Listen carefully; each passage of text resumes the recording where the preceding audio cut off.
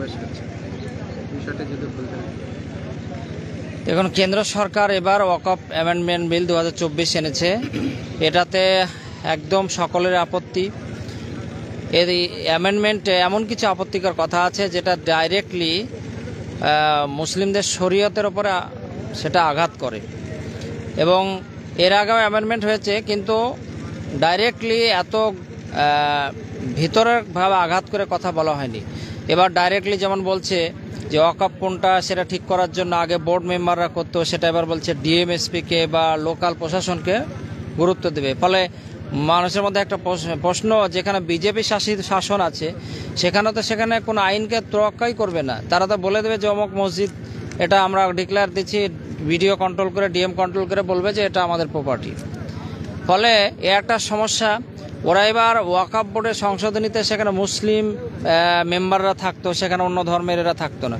যেমন হিন্দু ট্রাস্টে রাম মন্দির ট্রাস্ট আছে, বালাজি মন্দির ট্রাস্ট, দক্ষিণ ভারতে অনেক তাদের দেবত্বের ট্রাস্ট আছে, সেখানে তো কোনো মুসলিম প্রতিনিধি রাখা নাই। আমরাও চাই না যে সেখানে মুসলিমরা থাক। তারাপীঠ মন্দিরে মুসলিমরা থাক, এটা আমরা চাই না। সম্প্রীতি আলাদা, কিন্তু ধর্মের জায়গায় আলাদা থাক। ফলে ওয়াকফ প্রপার্টি বা ওয়াকফের যে অ্যাক্ট এসছে অ্যামেন্ডমেন্টে, সেখানে অমুসলিম প্রতিনিধি রাখার জন্য একটা দ্বন্দ্ব বা ঝামেলা তৈরি করার একটা সিচুয়েশন করার জন্য ওরা বলেছে যে অমুসলিম প্রতিনিধিও ঢুকাবে, ওয়াকফের সিও মহিলা করবে। এইরকমভাবে অনেকগুলো পেনাল্টি যেটা করেছে খুবই গুরুত্বপূর্ণ।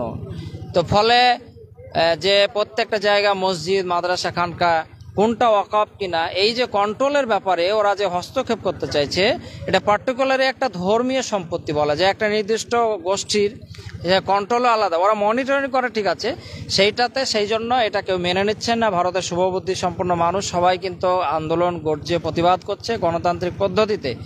আমাদের অল বেঙ্গল ইমাম মুয়াজ্জিন অ্যাসোসিয়েশন অ্যান্ড চ্যারিটেবল ট্রাস্ট সারা রাজ্যের প্রায় 310টা ব্লকে এরকম সভা হচ্ছে।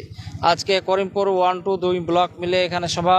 মৌলানা আবুল কালাম ভাই, আলাউদ্দিন সাহেব, হাজি লুৎফর রহমান, আবদুল্লাহ আজিজ মুকাররম ভাই, আমাদের পুরোহিত সংগঠন থেকে আমার অশোক মুখার্জি, সবাই মিলে আমরা এখানে প্রতিবাদ করতে এসেছি। আপনি কিছু বলেন ওয়াকফ বিল নিয়ে? ওয়াকফ বিলের বিরুদ্ধে আমরা মুর্শিদাবাদ থেকে গর্জে উঠেছি। আজকে নদিয়ার এই করিমপুর 1 এবং 2 নম্বর যে সম্মিলন, এখানেও আমরা বলতে চাইছি যে ওয়াকফ বোর্ডের বিলের বিরুদ্ধে আমরা আছি, সমগ্র পুরোহিত সংগঠন।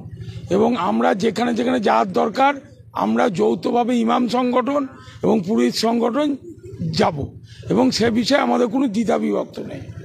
বহরমপুরের কার্তিক মহারাজকে পদ্মশ্রী পুরস্কার দেওয়া হয়েছে, ওটা বাদ দিয়ে একটা সংখ্যালঘু সম্প্রদায়ের অনেকেই ছিল, তাকে দিলেও দেওয়া যেত অন্য কোনো ভালো লোককে, আমার মনে হয়।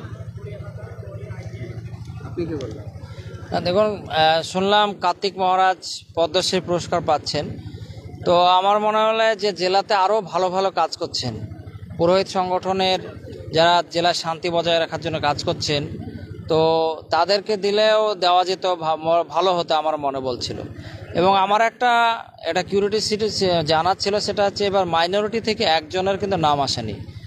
একটা বৃহত্তম জনগোষ্ঠী, তাদেরকে উপেক্ষা করা হয়েছে, এটা সকলে একটা নজরে এসেছে।